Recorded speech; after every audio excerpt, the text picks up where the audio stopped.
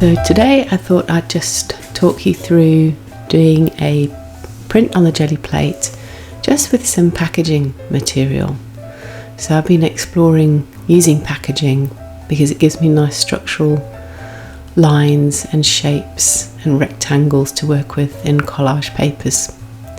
So I'm just putting down some magenta paint and just rolling it out onto the plate and taking the excess off onto my dump sheet.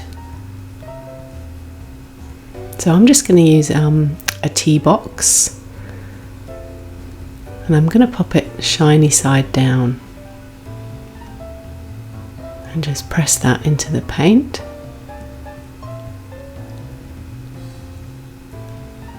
And I'm going to use a background that I've already printed. I'm just going to pop that over the top.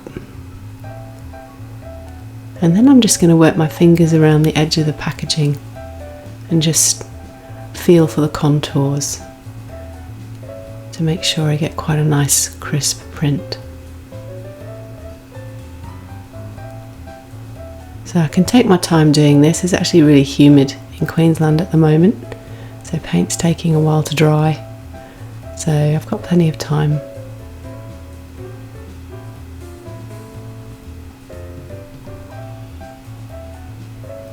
Have a look. Yep, that's looking not too bad.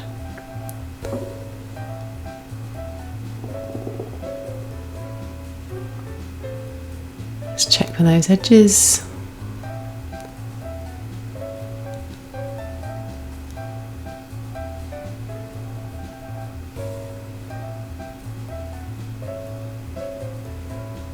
And there we go. So that's what I call a graphic print.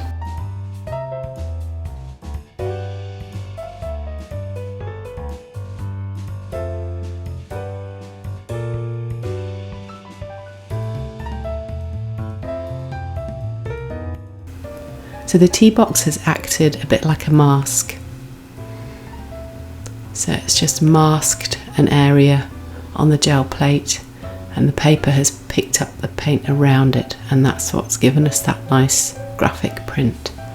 So I'm just going to take the excess off the tea box and just pop it on the dump sheet. So I'm going to go back in now just with a bit of deli paper and just lift some of that extra paint. That paint's still quite thick in places, so I'm just going to just gently take a little bit of the excess off. And I can be quite specific. I'm just using a small piece of paper, so I can just look at the paint that's on the plate and just remove some of that thicker paint.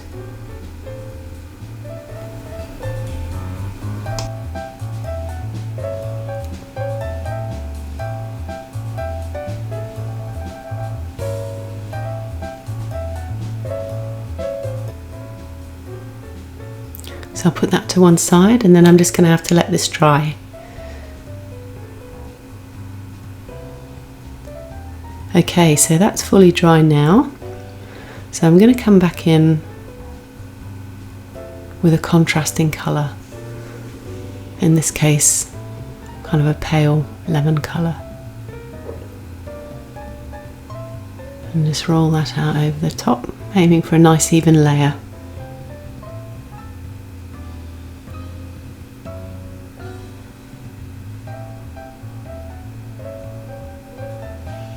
Just take the excess paint off the roller.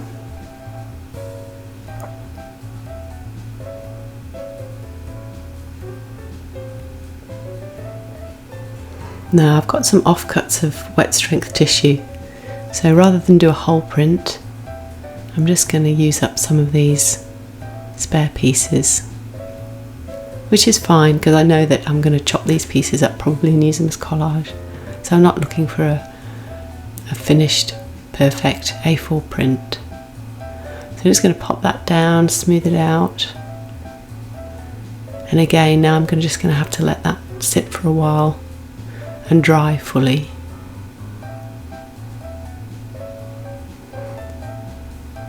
So I can just test it by just peeling back the corner.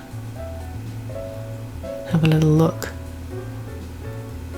Not too bad. As I say, it's very humid here at the moment, so paint's taking a long time to dry. Okay, so that's the first piece.